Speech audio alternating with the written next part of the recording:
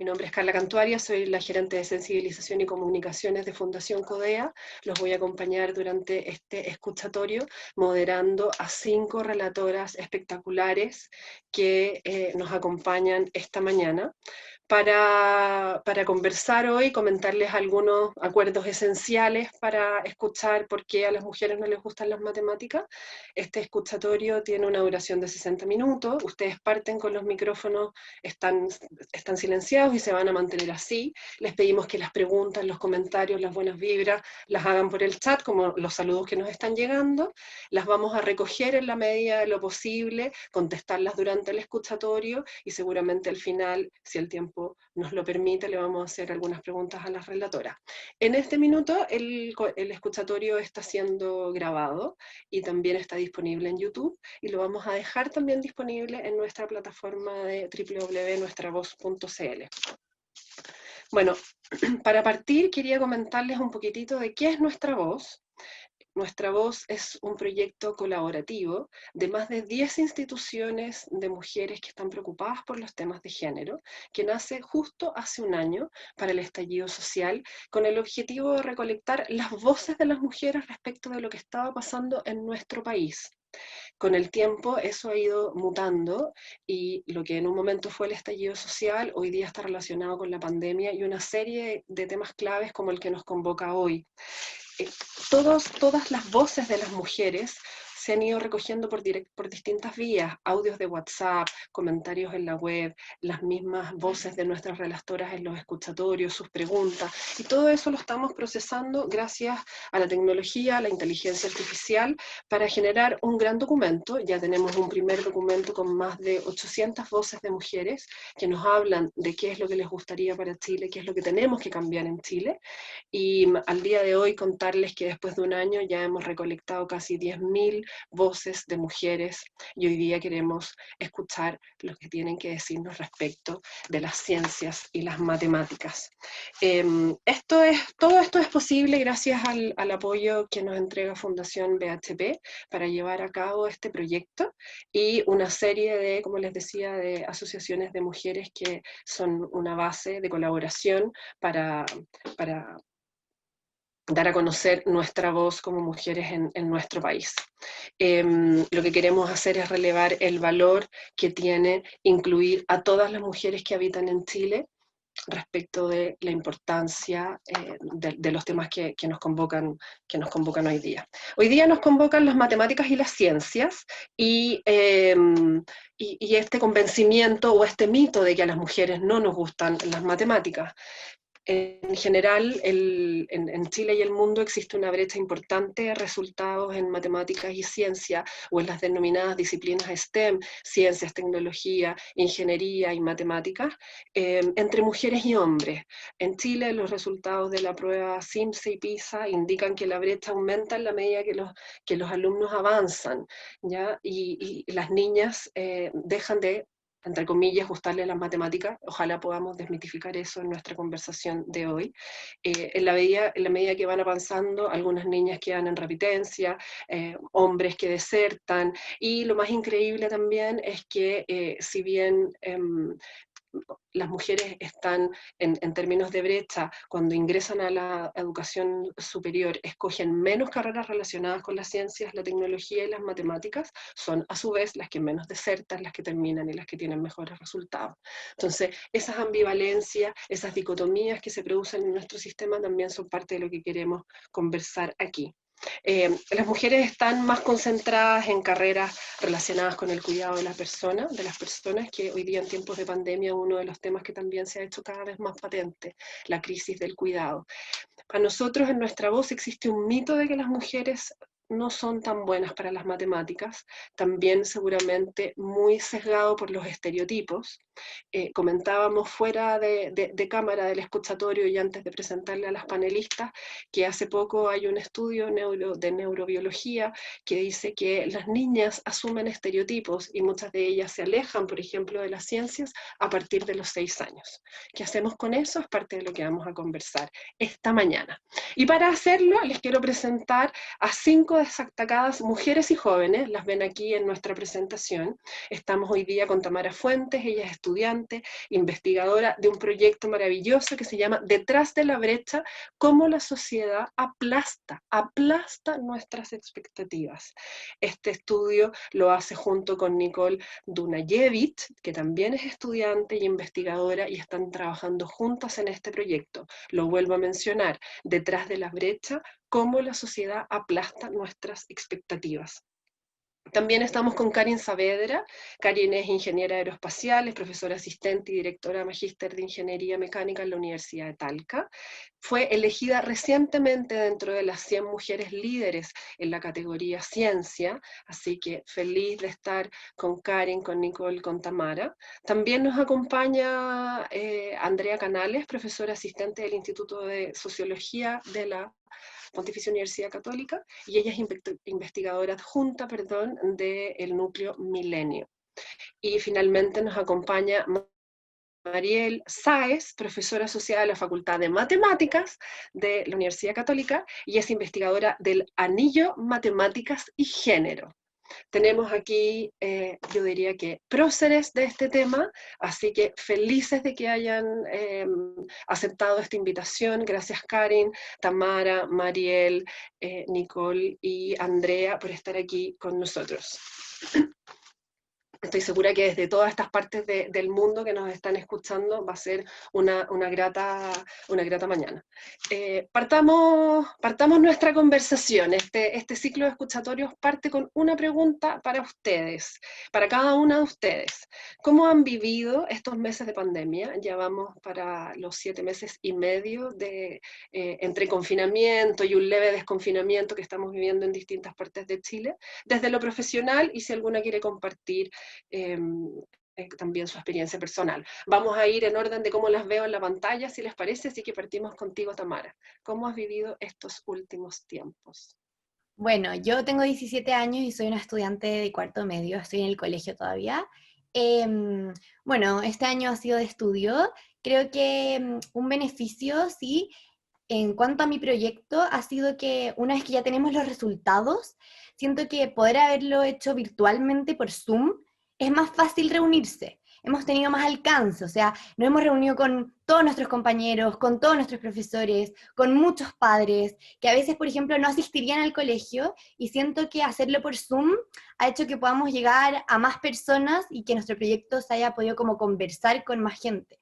Así que ese ha sido un lado positivo de este año. Y eso. Gracias, Tamara. Nicole, ¿algo parecido? ¿Otra Sí, experiencia? muy parecido también. Yo también tengo 17 años, soy compañera de Tamara y hemos estado, nada, estudiando, preparando la PSU, y también algo muy positivo que destaco de este tiempo en pandemia es que nos ha permitido, como dijo Tamara, también difundir nuestro proyecto, como llegar a distintas partes del mundo. Hasta yo creo que si no hubiese sido por estas circunstancias, quizás no estaríamos hoy en este conversatorio, así que eso es algo muy positivo. Gracias, Nicole.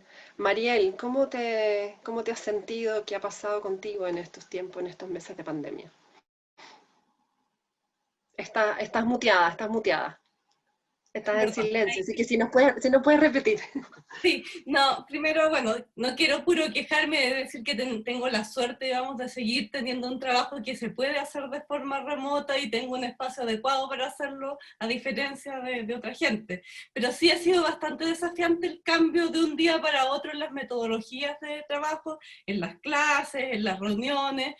Y también el hecho de estar todo el día en la casa hace que la separación entre trabajo y vida personal sea mucho más difícil de hacer. Entonces, yo siento que han sido meses de mucho trabajo, de mucha intensidad y emocionalmente también duros en algunos momentos. O sea, mi familia es de Valdivia y yo hace desde marzo que no los veo, digamos.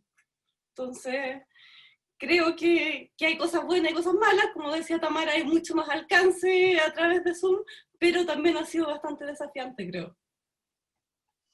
Gracias, Mariel.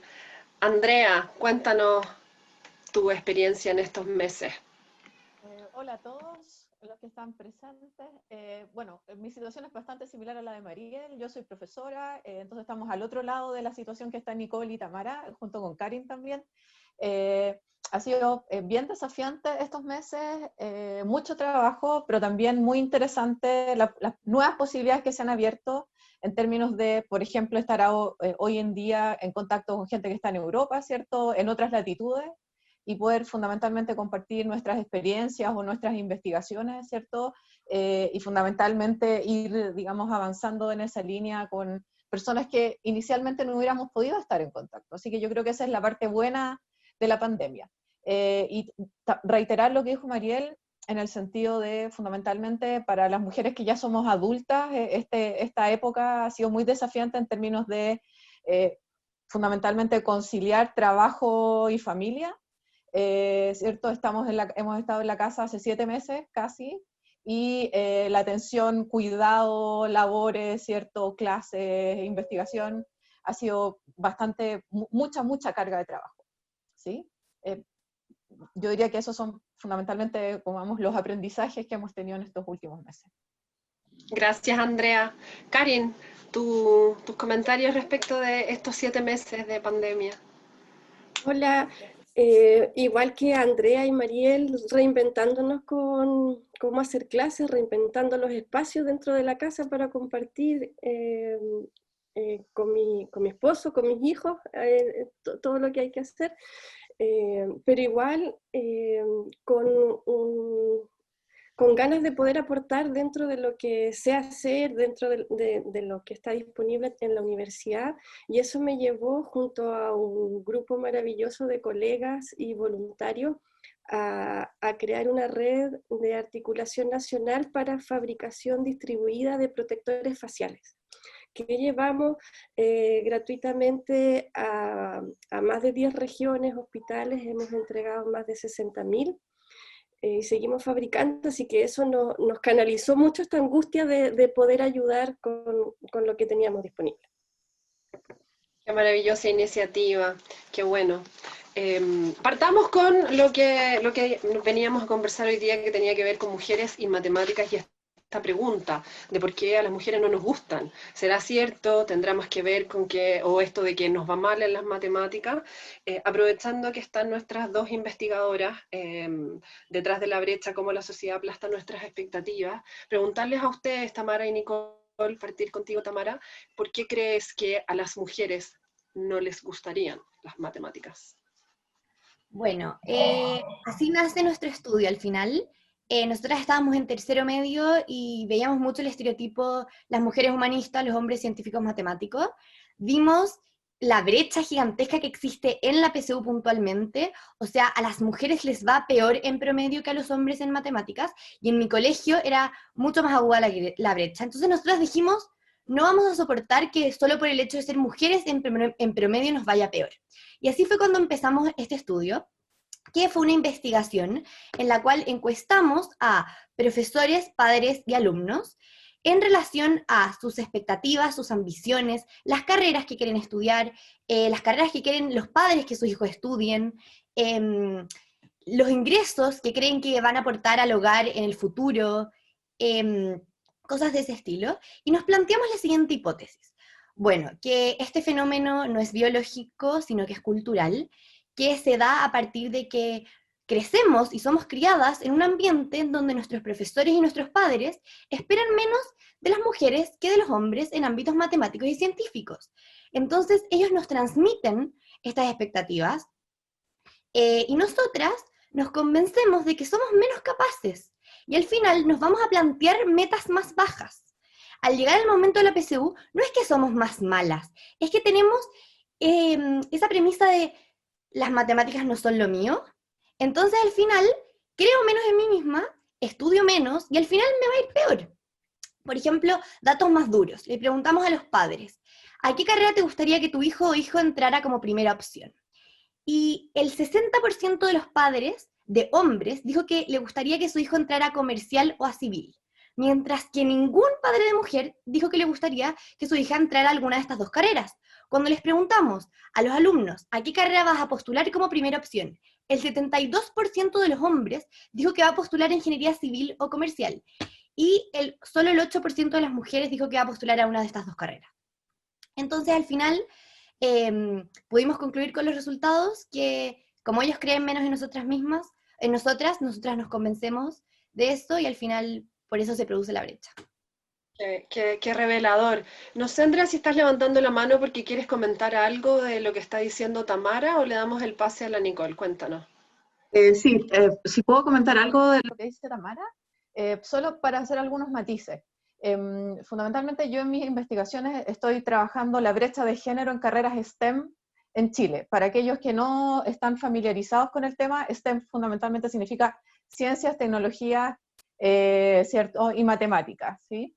E ingenierías, ¿sí?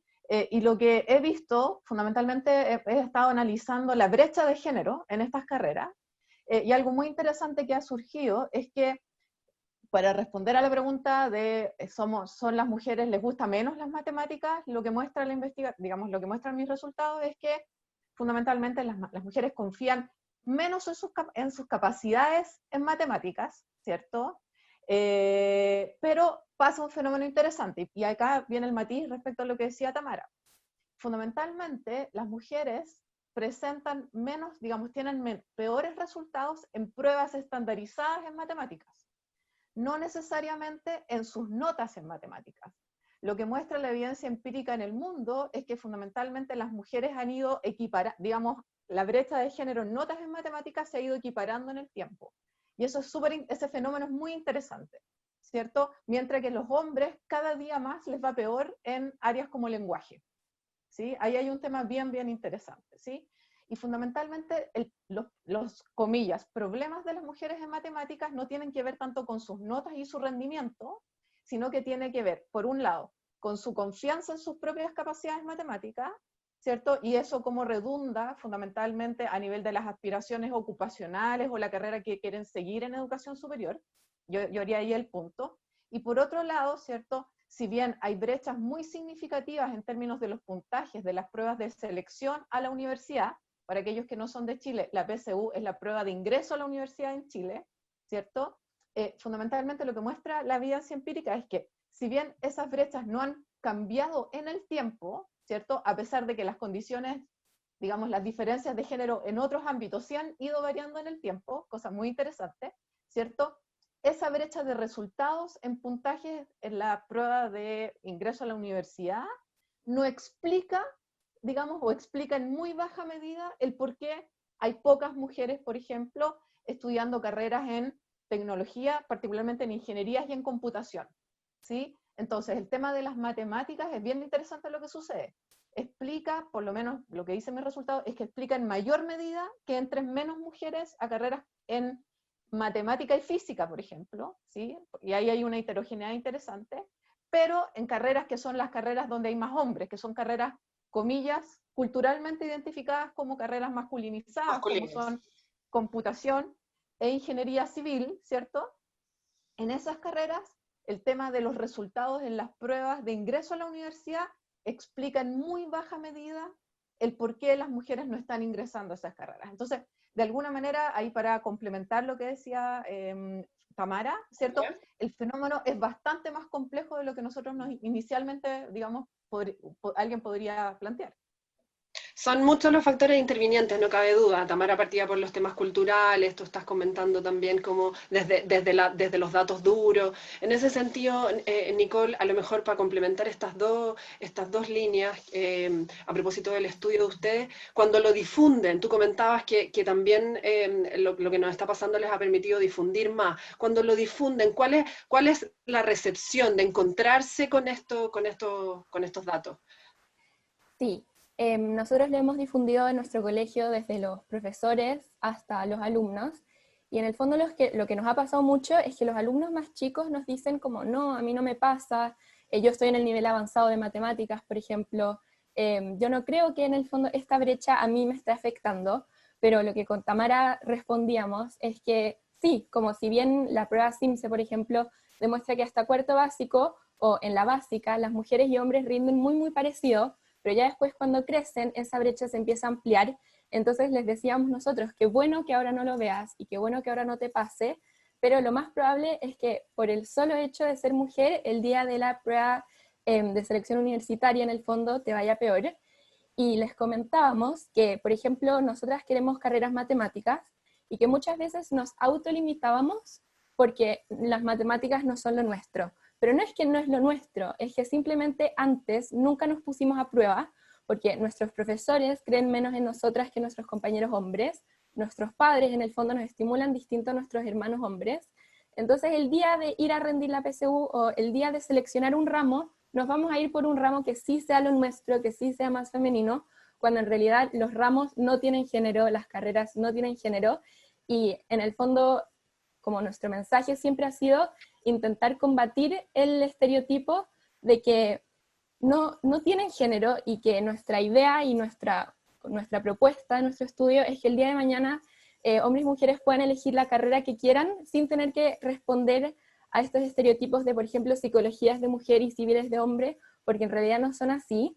Y otra cosa que nos pasó mucho realizando el estudio es que como fue más enfocado a la PSU, porque nosotras dijimos, no queremos que nos vaya peor por ser mujeres, le preguntamos a nuestros compañeros, ¿cuál es su puntaje meta en la PSU de matemática? Y la mayoría nos decía 850 sin pensarlo, mientras que nuestras compañeras mujeres decían 650, 700, hasta con vergüenza, excusándose de, no, yo creo que voy a sacar esto porque las matemáticas no son lo mío, cuando en realidad, como comentamos antes, es un fenómeno netamente cultural de que simplemente no se nos ha dado quizás la oportunidad de desenvolvernos en esas áreas y hemos elegido otras como los temas humanistas, la ayuda social o el rol de madres, que si bien no tienen nada de malo en lo absoluto, pero que sí nos encasillan y no nos dejan explotar nuestro potencial más allá.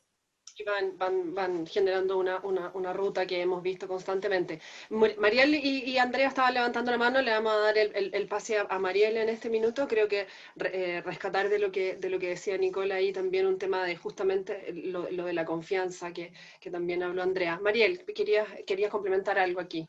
Y quería decir dos cosas. Una cosa es que, complementando todo lo anterior, que habla de las causas sociales, en el fondo de todos los estereotipos que nos llevan a estas brechas de género, la manera como se problematiza el problema siempre desde el punto de vista de las mujeres, como si la solución el problema y la solución estuvieran en las mujeres y en las elecciones libres que hacen, sin tomar en cuenta que las elecciones son condicionadas por nuestro entorno cultural y por el mundo en el que vivimos. Y eso desde muy temprana edad, como mencionabas tú en la introducción. Y también un poco como contando un par de estudios para complementar la idea que daba Andrea de que el fenómeno es muchísimo más complejo que simplemente pruebas estandarizadas o notas o rendimientos. Quería mencionar 3 estudios que tengo en la cabeza en este momento. Uno era que las características de distintas carreras en general se asocian como femeninas o masculinas, ¿sí? Y hay un estudio de un investigador estadounidense, bueno, creo que él es rumano en realidad, pero vive en Estados Unidos, que se llama Andrei Ciprián, que él buscaba características que se asociaran a carreras, a distintas carreras. Y por ejemplo, todas las carreras a las que el estereotipo se asociaba a la genialidad eran masculinas. Y esto ocurría en matemática y en física, por ejemplo, pero también en filosofía. Entonces, es cierto que las humanidades son más de mujeres, pero filosofía, que es una carrera asociada a la genialidad, también es una carrera muy masculina. Entonces, hay una serie de características, metacaracterísticas, que tienen que ver más allá de la disciplina misma, que hacen, que condicionan las elecciones.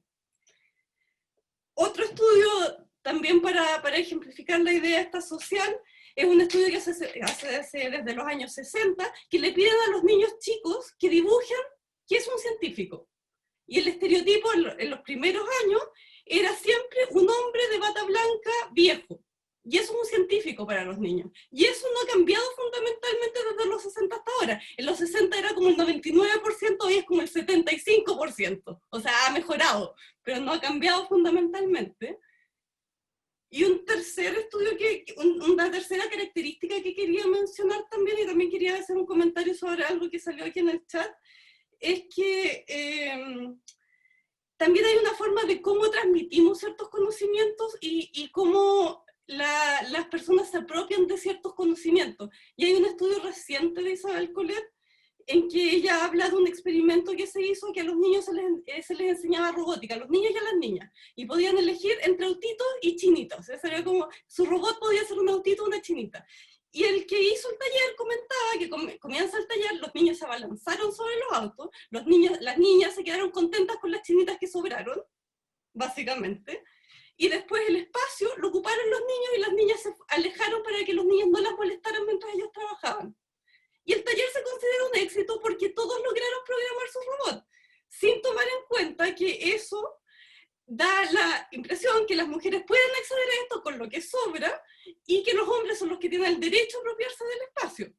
Mientras hagan las cosas, está bien en el fondo, no tenemos un problema. Y no hay un cuestionamiento también de cómo entregamos los conocimientos.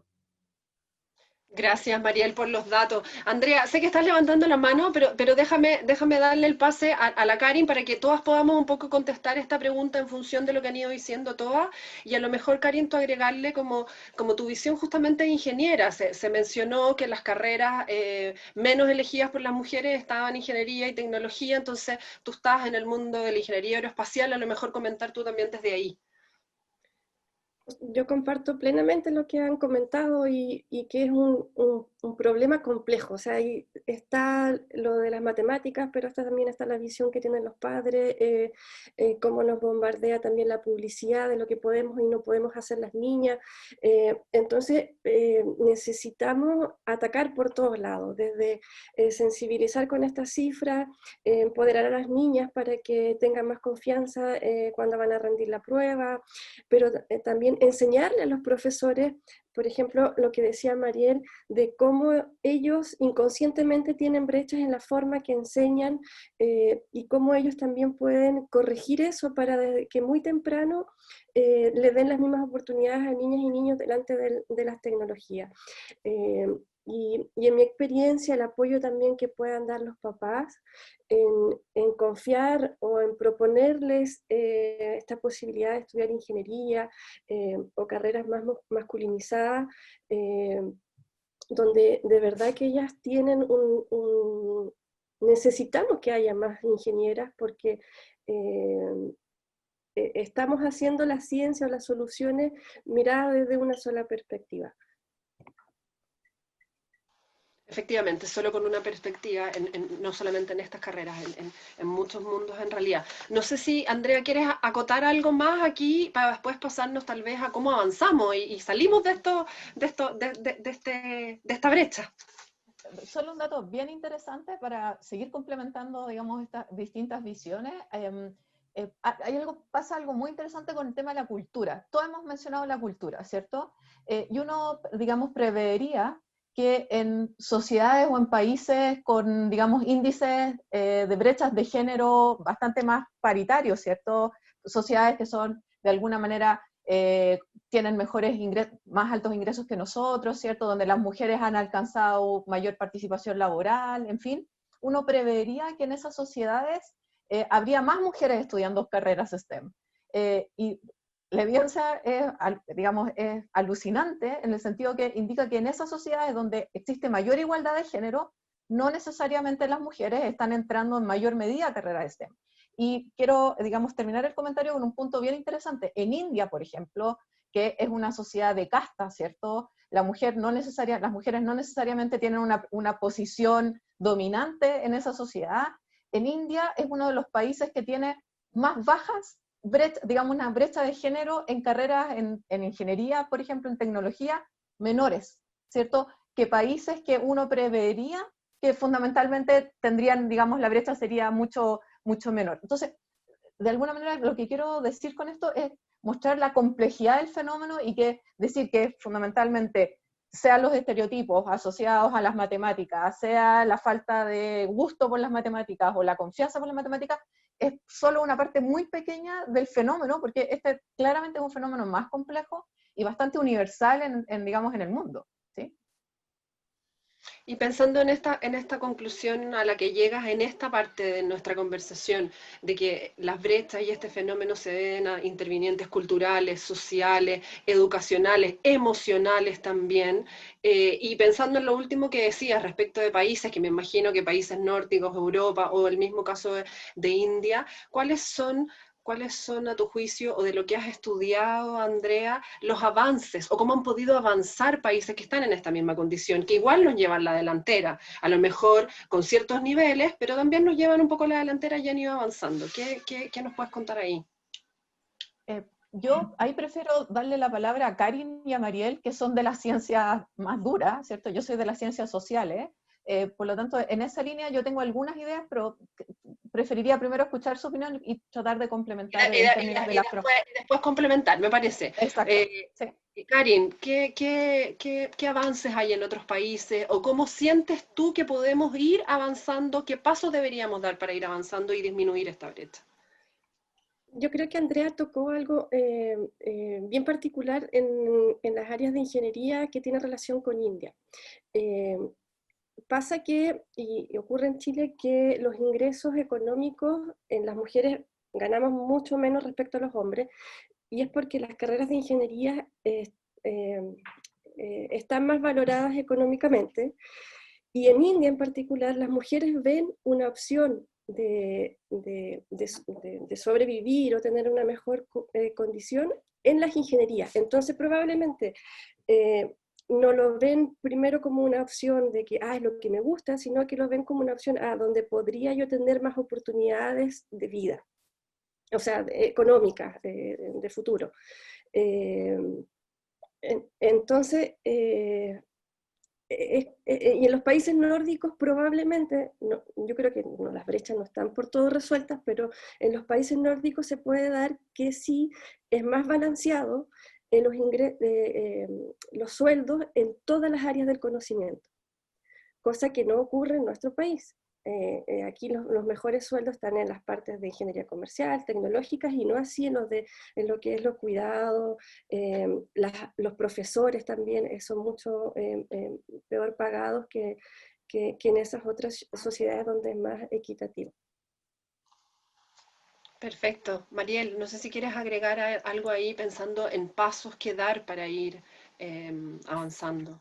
Sí, quería Bueno, otro mencionar ejemplo. una cosa del tema de los sueldos. Justo hoy en la mañana vi un estudio que hablaban en Princeton que las profesoras mujeres que hacen exactamente el mismo trabajo que los hombres y tienen el mismo currículum ganan menos, y Princeton dijo que sí, que es así.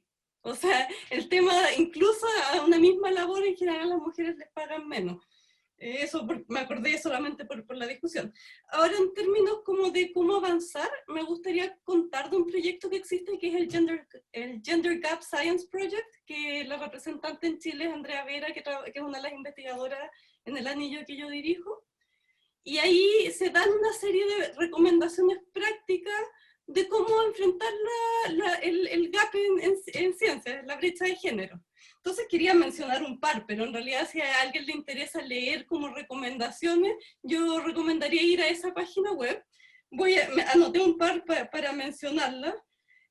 Uno es el tema de los modelos, que se menciona mucho, de dar modelos de mujeres que trabajen en carreras STEM, siempre con el matiz que hay que tener un poco cuidado, que muchas veces cuando se dan modelos de mujeres extraordinarias, entonces al final se transmite el mensaje que hay que ser extraordinaria para hacer ciencia. Hay que dar modelos amplios, digamos, hay que intentar dar una variedad amplia de modelos. Había notado alguna otra cosa más, bueno, talleres que no sean competencias, o sea, no pruebas estandarizadas, no competencias, sino que talleres que sean más transversales. Políticas de conciliación familiar, y una cosa muy muy importante yo creo que es concientizar al cuerpo académico y a la sociedad en general sobre los estereotipos que hay, y ver el tema como un problema de sociedad y no como un problema aislado de las mujeres. Estaban levantando la mano. Vamos, Andrea levantó la mano primero, porque después, a propósito del role model que comentaba Mariel, también quiero ir con esa pregunta donde Tamara y Nicole. Andrea. Sí, siguiendo con el role model, con los modelos de rol. Yo, por la pandemia, yo este año iba a hacer un experimento en varios colegios en Chile, ¿sí? Fundamentalmente para testear algunas de estas, digamos, hipótesis y argumentos que han salido en nuestro conversatorio, ¿sí? Y por razones obvias, los colegios están cerrados, entonces no he podido realizar el estudio y el experimento en el colegio. Pero algo que salió antes digamos, que salió en algunas conversaciones, en focus group que tuve con alumnas de ingeniería que habían ingresado, que estaban en primer año en ingeniería civil, salieron cosas bien interesantes en la línea de los modelos de rol, ¿sí? Y quiero reforzar el punto que planteaba Mariel, en que fundamentalmente cuando les preguntaba, bueno, ¿y cómo motivar a las mujeres a que entren a estudiar carreras de tecnología, ¿cierto?, e ingenierías? Decían, sí, lo que nosotros necesitamos fundamentalmente, o pensamos que operaría de manera positiva, digamos, este refuerzo positivo de mujeres que sean cercanas a nosotras. No necesitamos la premio Nobel, ¿cierto?, o la premio Nacional de Ciencias, ¿cierto?, porque se ve, es una realidad muy distante y muy lejana, sino que fundamentalmente saber, conocer la experiencia de mujeres que estén en años, digamos, muy, muy tempranos en la carrera, ¿cierto?, y saber cómo vivieron esta experiencia y tratar de entender qué las motivó a estudiar, digamos, a entrar a estudiar estas carreras. Y, digamos, y en las conversaciones, en los focus group que tuve, surgieron cosas muy interesantes del tipo, por ejemplo, las mujeres que entrevisté, no sé si es una muestra representativa, hago hincapié en ello, las mujeres que entrevisté decían que les interesaban las ingenierías porque tenían como propósito final mejorar las condiciones de vida de la población. Entonces, esas mujeres en particular comentaban que querían utilizar las herramientas que les entregaba ingeniería para poder mejorar las condiciones. Por ejemplo, alguien había entrado a estudiar ingeniería civil, mención en biotecnología, porque le quería generar una vacuna, en ese tiempo no había coronavirus, pero que quería generar una vacuna en relación a una enfermedad en particular, ¿sí? Entonces, ahí hay, digamos, algunas claves muy interesantes que a mí me gustaría testear en el experimento, en la línea de poder decir, bueno, acá parece que las mujeres ciertamente buscan carreras que tengan relación con ciertas, digamos, con ciertas áreas y con ciertas características que a ellas les interesan, ¿sí? Y de alguna manera existe muy poco conocimiento, a mi modo de ver, en términos de las posibilidades y las oportunidades que abren carreras como ciencias de la computación o ingenierías, ¿cierto? Para poder, digamos, lograr esos objetivos que ellas se plantean, que en muchos casos tienen relación o no con el cuidado de las personas o con el mejoramiento de las condiciones de vida de las personas. Gracias, Andrea. Nicole, a propósito de eso, y justamente de este modelo de otras mujeres y modelos y carreras, mujeres que pueden ser modelos en ingeniería o en carreras humanistas, efectivamente hay algo de eso. Es bueno seguir con esa práctica de ir mirando ejemplos. Sería, a propósito del focus group que comenta Andrea, ojalá estar más equiparadas, más equilibradas y no ver solo la premio Nobel. ¿Hay alguna otra idea de parte de ustedes o que hayan recogido en el estudio, que haya surgido ahí para Sí. ir avanzando? Dos puntos muy interesantes que recogimos en nuestro estudio, que muchas veces el machismo, si se podría decir, por parte de los profesores, no viene solamente de profesores hombres, sino también viene de profesoras mujeres. Entonces hay que tener en cuenta que los role models que podemos llegar a tener, que independiente si son mujeres o hombres, que idealmente sean mujeres en este caso, como que también transmitan este mensaje, porque si bien uno podría decir que sí o sí una mujer tiene que creer más en el fondo, o no más, igual en mujeres o hombres no siempre pasa, y lo vimos mucho, de hecho, en nuestros profesores, que nos llamaba mucho la atención que incluso profesoras mujeres creían muchísimo más en nuestros compañeros hombres que nosotras, y ni siquiera como por igual, sino que la brecha en ese sentido se notaba mucho. Y también para agarrarme de la pregunta que hiciste antes de qué propuestas en el fondo podríamos tener para seguir avanzando en la disminución de la brecha, creemos que es fundamental visibilizar y concientizar que este fenómeno es un hecho, que no porque alguien no se sienta lo suficientemente representada significa que no pasa, porque es así. Y como de la mano con eso que mencionaste algo del premio Nobel, deberíamos avanzar hacia una cultura que normalice que las mujeres ganen premios Nobel en la ciencia, por ejemplo, que no sea noticia que una mujer ganó un premio Nobel por ser mujer, sino por el descubrimiento en la química en sí. O sea, que sea normal y que sea totalmente aceptado que tanto mujeres como hombres pueden hacer descubrimientos sumamente importantes en todas las áreas. Y más concretamente, creo también que sería muy, muy útil sentar bases de paridad en distintos ámbitos, tanto nacionales como educacionales, en políticas públicas, etcétera. Creo que también sería muy útil para empoderar a las mujeres y darles como ese empujón que a veces necesitamos para atrevernos y salir a mostrar nuestro potencial.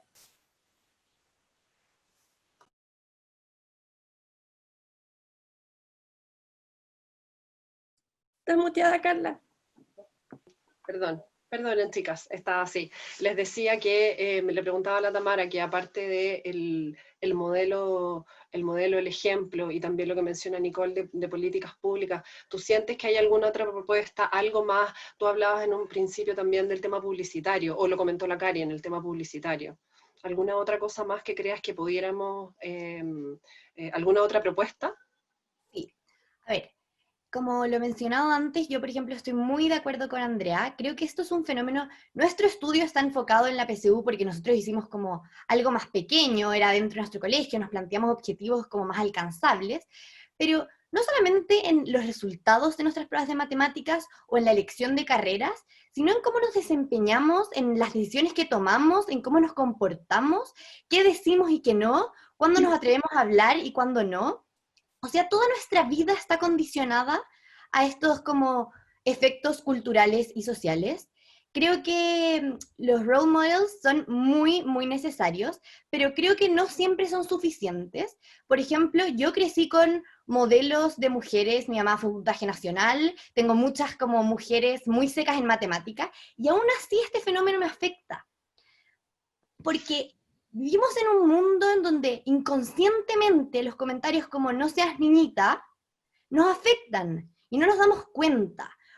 Yo en mi colegio fui a muchas charlas en donde nos empoderaban, nos traían personas mujeres que eran muy secas en el área de ciencias, matemáticas, pero aún así, a lo largo de toda nuestra vida, nos dijeron y nos repitieron y nos repitieron que de alguna manera nuestro desempeño no era suficiente, y yo me convencí de que no era lo suficientemente capaz.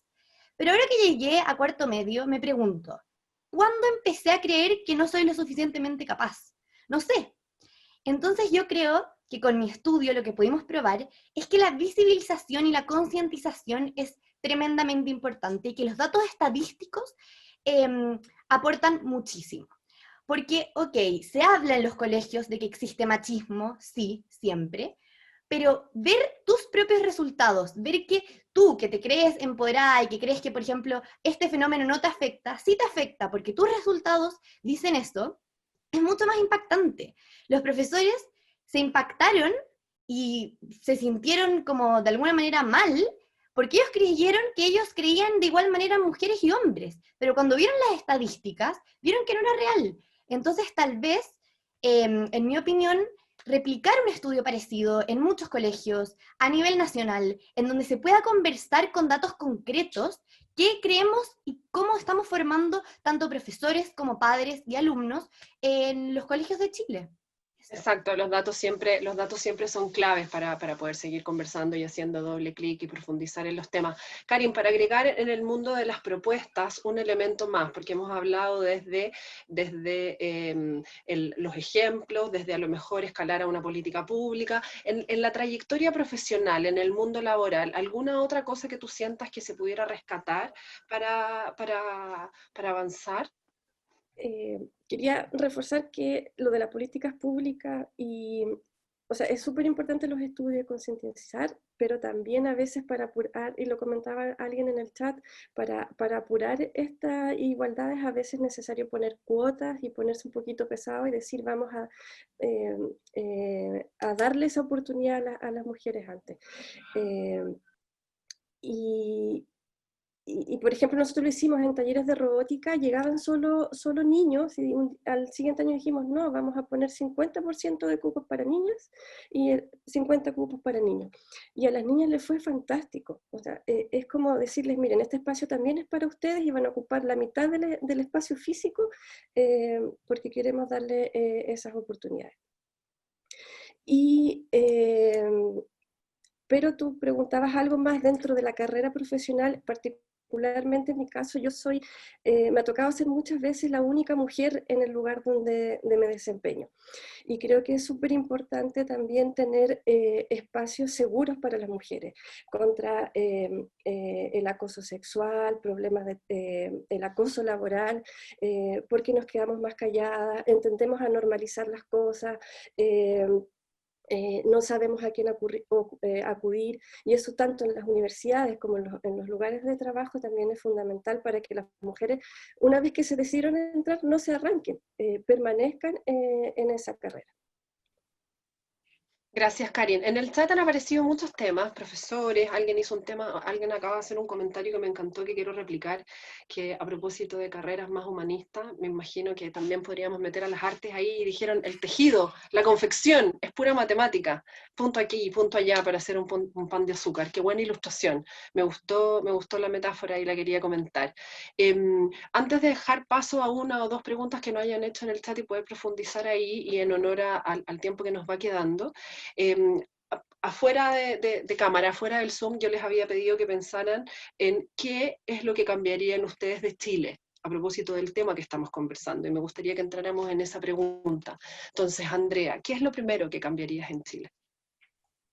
Ok, yo soy socióloga, entonces lo que voy a decir es bastante, digamos, suena bastante bien, es bastante evidente.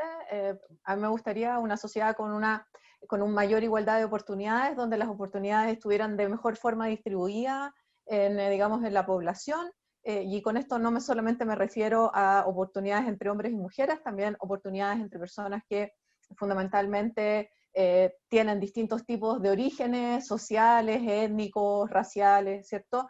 De alguna manera que la sociedad fuera más, digamos, igualitaria en términos de las oportunidades que, digamos, para que las personas pudieran tener mayor paridad en el acceso, ¿cierto?, a ciertas oportunidades, en este caso a la educación superior.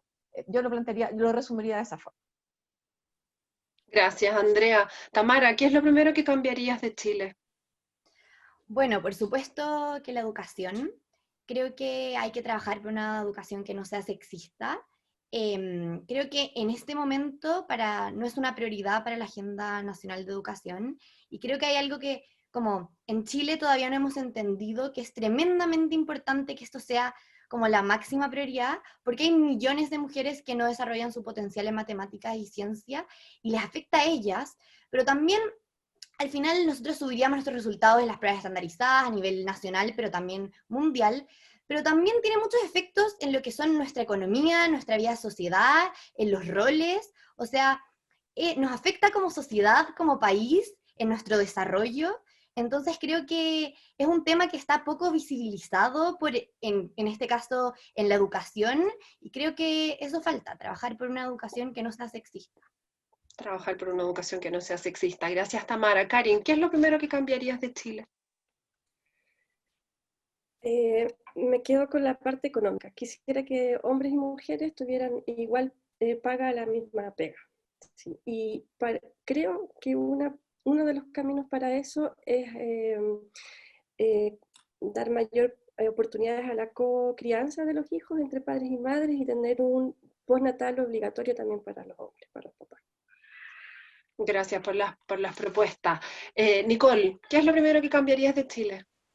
El sistema de educación, definitivamente. Creo que la educación es en el fondo la base de todo en la vida, y creo que el Estado debería garantizar una educación de calidad para todos y todas. Creo que al final es fundamental porque no solamente va a disminuir la brecha de desigualdad en materias socioeconómicas, dándole mayores oportunidades en el fondo para que cada uno se pueda desenvolver más adelante en sus propias aspiraciones, sino también que creo que es fundamental para disminuir la brecha que comentamos hoy, una educación que nos permita a todos y todas desarrollarnos con nuestras capacidades para, en el fondo, poder contribuir a la sociedad. Y Mariel, ¿qué es lo primero que cambiarías de Chile? Bueno, después de escuchar las opiniones de todas las demás, me cuesta decir algo fundamentalmente distinto, pero algunas cosas que me hicieron resonancia en lo que estuvieron comentando, y en general creo que me gustaría cambiar la forma como nos acercamos al conocimiento y aprender, al valor del conocimiento. Me quedó mucho resonando del comentario de Tamara cuando decía, bueno, cuando empecé a creer que no soy capaz.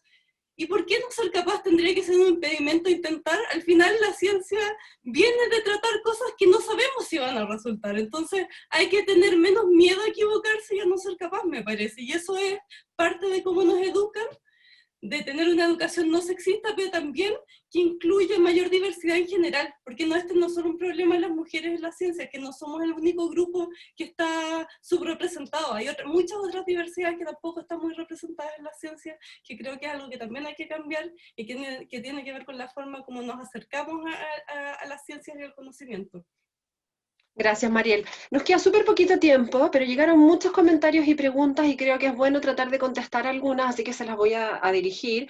Hay una pregunta para ti, Tamara, que tiene que ver si crees que esta brecha se incrementa en los colegios más vulnerables. Mira, la verdad nunca lo habíamos considerado, como lo hicimos solo en nuestro colegio y jamás pensamos que iba a tener tanto como alcance el proyecto. Pero bueno, sí, creo que igual todos los colegios presentaban diferentes características, pero la brecha nacional, o sea, es gigantesca. Y creo que es probable que en los sectores más bajos de los colegios esta brecha sea aún mayor. Pero para eso, para estar segura con estadísticas, con una investigación concreta, habría que, claro, que hacerlo. Llegó una pregunta que está relacionada con algo que dijo una de ustedes que tiene que ver que si creen que sería bueno incorporar cuotas de mujeres en las carreras STEM. Karin, Andrea, alguna de las dos había comentado eso. Sí, o sea, creo que, como les comentaba, los talleres de robótica que hacíamos nosotros fue súper importante, o sea, tuvo alto impacto de incluir esta cuota. Y también hay varias universidades en Chile que están haciendo programas de ingreso prioritario para mujeres, y han tomado esas decisiones en base a estudios en que las mujeres que entraban, aunque sea con menor PSU en matemáticas, durante su trayectoria en la universidad les iba igual o mejor que los hombres, se titulaban antes y tenían mejores notas. Entonces, es un sistema paralelo de ingreso que reconoce un poco estas diferencias anteriores y que permite apurar, emparejar la cancha. Gracias, Karin. Andrea quería agregar algo ahí y tengo una pregunta también a continuación, Andrea, para ti.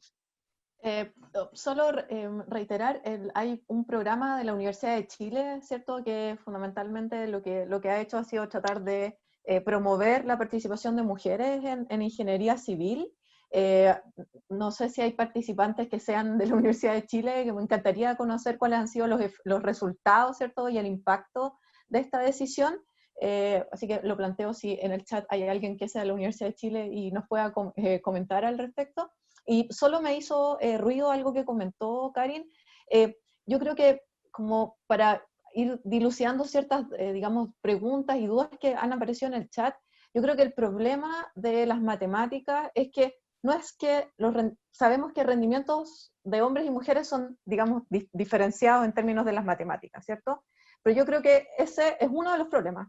Yo creo que el problema principal es que a mismo rendimiento, mismo puntaje PSU, o mismas notas en el colegio, las mujeres siempre dudamos más de nuestras capacidades, ¿sí? Y siempre tenemos menos confianza o pensamos que tenemos que ser geniales, cosa que decía Mariel y Tamara, ¿cierto? Que tenemos que ser ultra sobresalientes para poder desempeñarnos en esa área. Yo creo que ahí hay un tema bien interesante, ¿sí? Como para explorar y de alguna manera tematizar y problematizar. Volvemos al tema de la confianza que tú comentaste al inicio, y ahí tenía que ver un poco con tu pregunta, así que me voy a pasar a otra pregunta más que tiene que ver con los profesores, Mariel.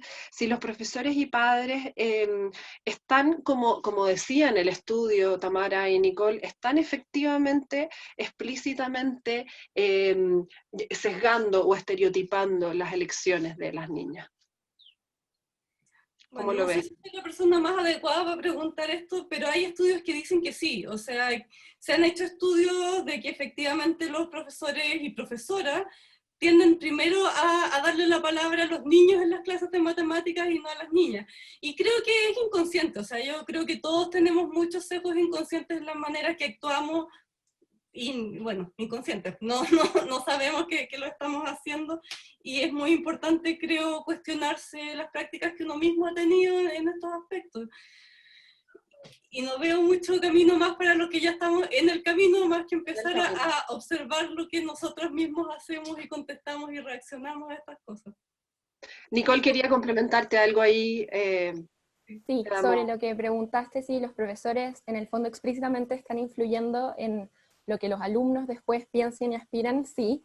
Nosotras en nuestro estudio, de hecho, comprobamos que los profesores sí tienen expectativas mayores para hombres que para mujeres. De hecho, el 90% de los profesores cree que un alumno hombre va a llegar a ser gerente general, y de hecho el 100% del departamento de matemáticas de nuestro colegio creyó eso, y eso que ser gerente general en el fondo es una posición igual bien matemática.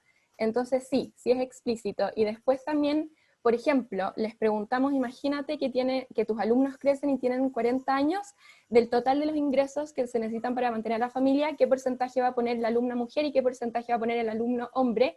Y ellos aún así creen que el alumno hombre va a poner alrededor de un 60% y la mujer alrededor de un 40%. ¿Y por qué? Porque si todavía los alumnos no estamos en el campo laboral, ¿por qué ya estamos predispuestos a que tenemos que ganar menos, a que las alumnas van a llegar en el fondo menos lejos que los compañeros hombres? Y como último dato, el 77% de nuestra generación siente y cree que los profesores tienen expectativas más altas para los hombres que para las mujeres. Entonces sí hay como tratos específicos o frases o comportamientos de los profesores que se transmiten a los alumnos y al final sí afectan en el rendimiento y en la brecha que comentamos hoy. Gracias, Nicole. Pedirte a ti, a Tamara, a Mariel, a las que hayan indicado sobre ustedes, sobre su estudio, y Mariel que hizo comentarios sobre, citó 3 estudios, si los pueden poner en el chat, porque hay algunas personas que han estado preguntando cuáles son, cómo acceder al estudio de ustedes, Tamara y Nicole. Llegamos al tiempo prometido, yo sé que podríamos conversar 2, 3 horas más, y no me cabe duda que saldrían más cosas y seguirían levantando la mano. Yo en lo personal les agradezco muchísimo la conversación. A propósito de lo que conversábamos de los estereotipos, cómo marcan a partir de los 6 años, me voy a preocupar muchísimo de mis hijas y recoger la conversación que estoy teniendo con ustedes. A nombre de Nuestra Voz, agradecerles infinito que se hayan dado el tiempo, que nos hayan citado estos estudios, estas experiencias.